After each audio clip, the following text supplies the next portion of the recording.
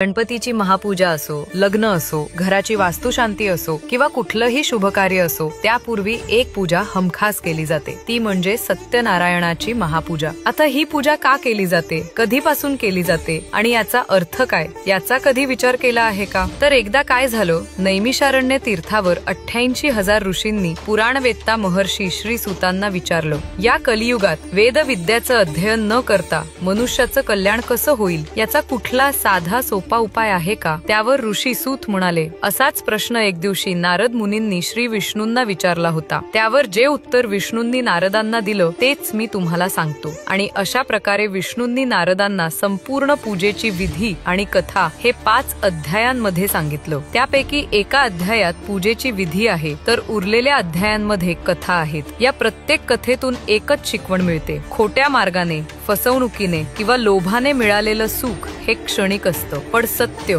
प्रामाणिकता आणि भक्ती यावर उभं राहिलेलं आयुष्य स्वतः देवता सुरक्षित ठेवतात। आणि यामुळेच समाजात ऐक्य, जीवनात सकारात्मकता आणि आयुष्यातले सर्व अडथळे दूर होतात।